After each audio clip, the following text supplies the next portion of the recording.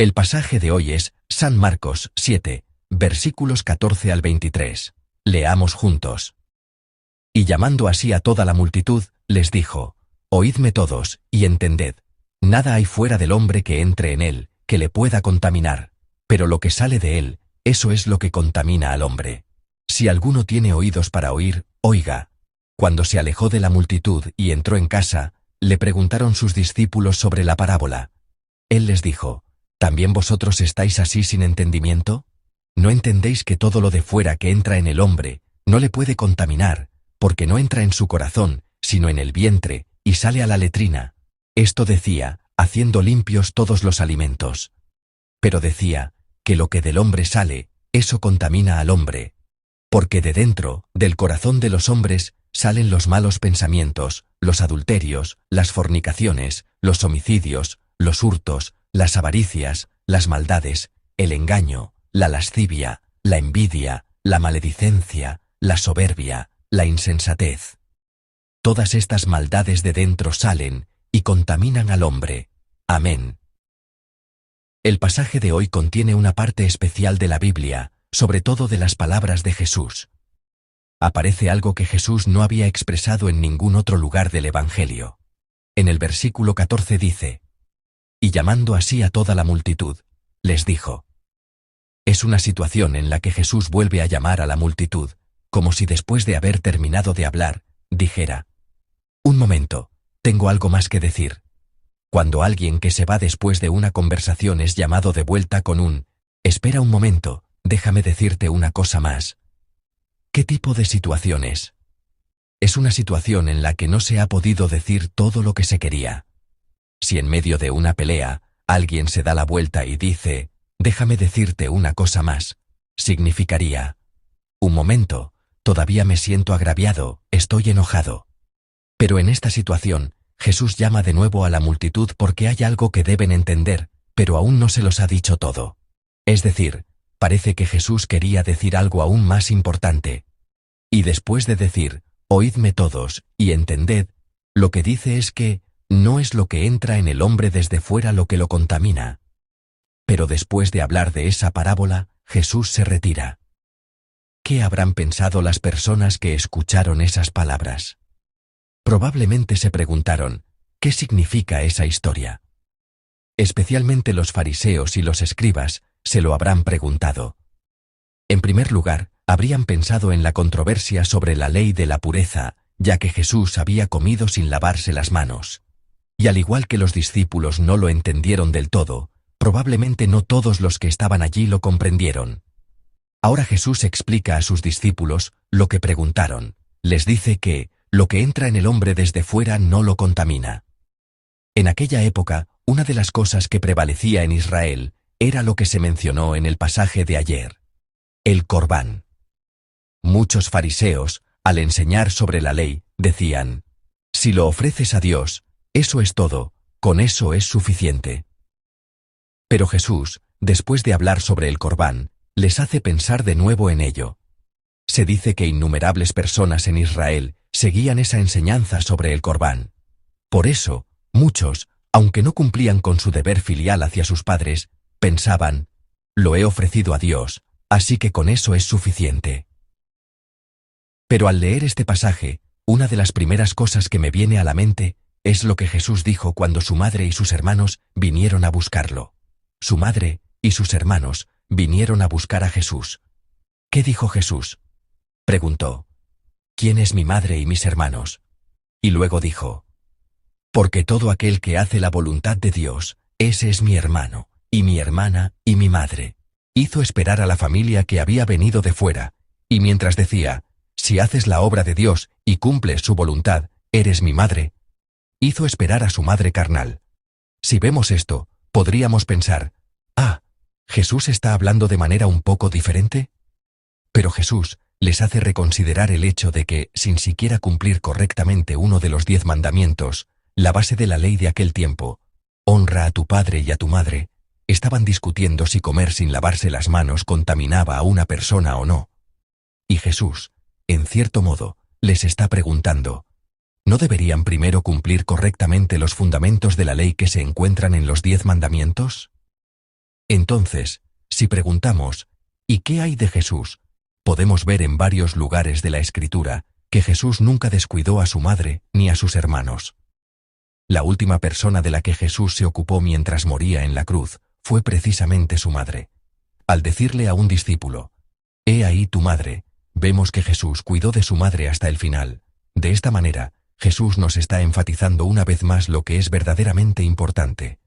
La afirmación de que lo que entra de fuera, es decir, la comida, no contamina a la persona, puede parecer obvia en nuestra situación actual, pero en la situación de aquella época, la comida sí contaminaba a la gente. En aquel tiempo, se pensaba que tocar algo contaminaba a la persona. Si la mano tocaba algo impuro, se pensaba que la persona se volvía impura. Si tocaban algo impuro, tenían que declarar verbalmente, «soy impuro», y había una ley que les impedía entrar en casa si no se lavaban las manos y el cuerpo. También en la comida, había una distinción entre lo puro y lo impuro. No podían comer cerdo, ni nada que no tuviera escamas. Pero como dice el pasaje de hoy, Jesús dice que no toda la comida es impura. En el versículo 19, dice que haciendo limpios todos los alimentos. Esta enseñanza se aplica de la misma manera más tarde, cuando Pablo predica el Evangelio a los gentiles. Cuando Pablo y los demás discípulos se enfrentaron a la pregunta de ¿cómo se puede ser discípulo de Dios y de Jesús?, pudieron argumentar que no se debía juzgar por la comida, por las leyes que guardaban los gentiles, o porque no estaban circuncidados, y esto se debe a lo que Jesús dijo aquí hoy. Por lo tanto, Jesús, al decir que no es la comida ni el contacto lo que contamina a una persona, está enfatizando de nuevo que lo importante no es lo exterior, sino lo interior. Y dice que lo que contamina a la persona es lo que sale de su interior. Sabemos muy bien lo que esto significa. Juzgamos a las personas por las palabras que dicen y por la actitud con la que viven. A través de cómo tratan a la persona que tienen delante, juzgamos si es alguien con quien vale la pena relacionarse o no. Y a través de lo que oímos decir a esa persona en algún lugar, pensamos si continuaremos o no nuestra relación con ella. Si la persona que tienes delante critica constantemente a alguien, aunque delante de ella digas, «Sí, es cierto», cuando te das la vuelta, ¿qué piensas? Piensas, «Esa persona seguramente hablará de mí de la misma manera en otro lugar». Por eso, escuchar a alguien hablar mal de otro nunca se siente bien, especialmente cuando un creyente habla mal de otra persona en otro lugar, nunca se siente bien. Piensas que esa persona hablará de ti de la misma manera en otro lugar. Hace mucho, mucho tiempo. Creo que fue hace unos 20 años. En mi iglesia anterior, fui a un departamento que se ocupaba de los niños de preescolar, y allí había una evangelista. Después de terminar todas las actividades y reuniones del departamento, los maestros nos reunimos. Uno de los maestros reunidos comenzó a hablar de la evangelista. Esa evangelista no sabe mucho porque no está casada. Creo que su forma de pensar es muy inmadura. Mientras decía esas cosas, yo, que era nuevo allí, escuchaba y pensaba, ya veo. Y además, esas personas suelen contar las cosas de una manera muy entretenida. Así que estaba asintiendo, pero de camino a casa, caminando lentamente, tuve un pensamiento.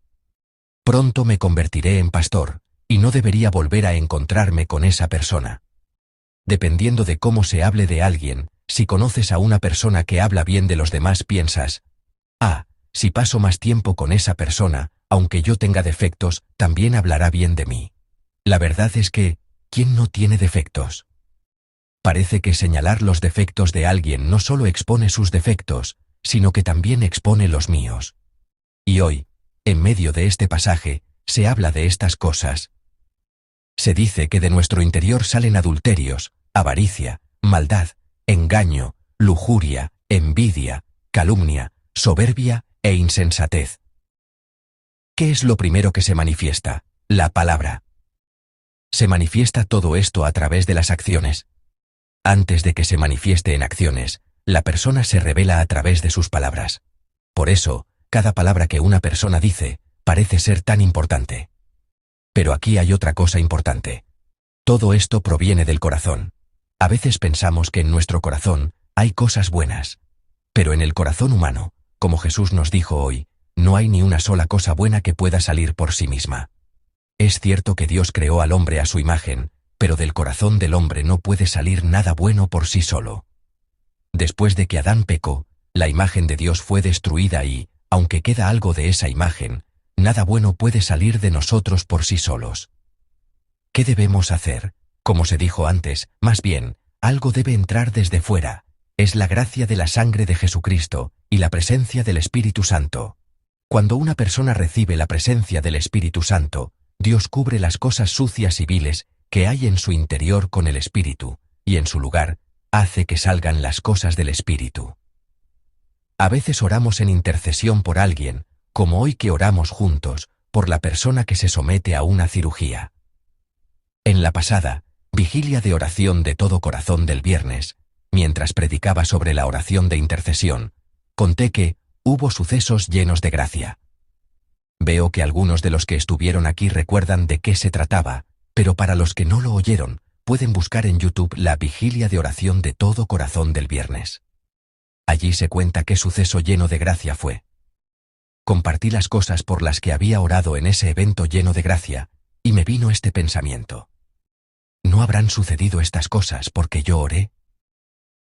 Hoy oramos juntos por la persona que se somete a una cirugía, y si escuchamos la noticia de que la cirugía terminó bien, y que hubo una curación completa, a veces pensamos, yo oré por eso, porque yo oré, porque yo hice algo. Pero en esta situación, el Espíritu Santo, que está con nosotros, a veces cambia ese pensamiento. ¿Qué es?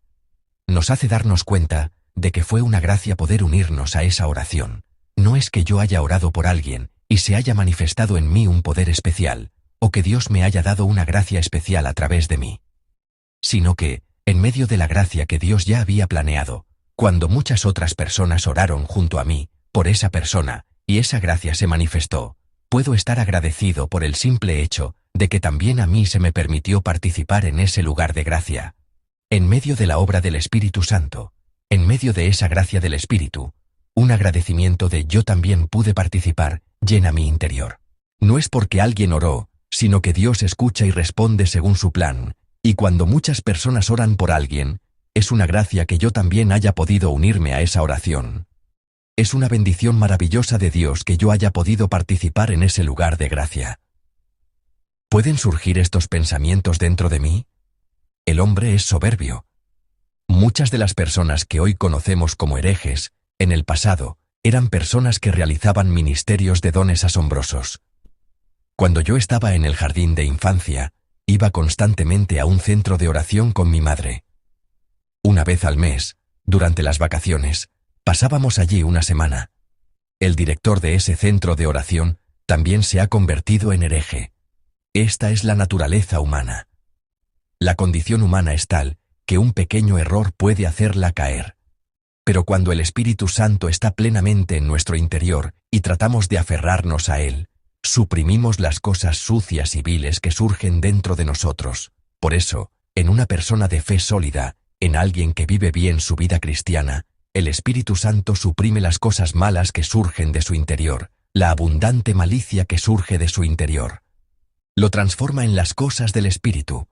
Por lo tanto, las cosas que, según dijo Jesús, salen del interior, las que contaminan mis labios, las que contaminan mis acciones, esas cosas sucias que surgen de mi corazón, son transformadas por la gracia del Espíritu Santo, por la sangre de Jesucristo. A partir de ese momento, la persona se ve diferente. A partir de ese momento, de los labios de la persona, salen palabras buenas. Y entonces, en ese momento, puedo arrepentirme de los pecados que hay en mí. Una vez, mientras hablaba con otros pastores, mencioné algo así. ¿Qué debemos hacer para estar llenos del Espíritu Santo, para que la gracia del Espíritu Santo sobreabunde? Hablamos de que primero hay que vaciar. Discutimos juntos que se trata de vaciar las cosas sucias que hay dentro de mí, y luego llenar ese espacio con el Espíritu Santo. ¿Qué significa esto? Significa que, como estamos en el Espíritu, primero debemos vaciar las cosas pecaminosas y malas que hay en nosotros, a través del arrepentimiento.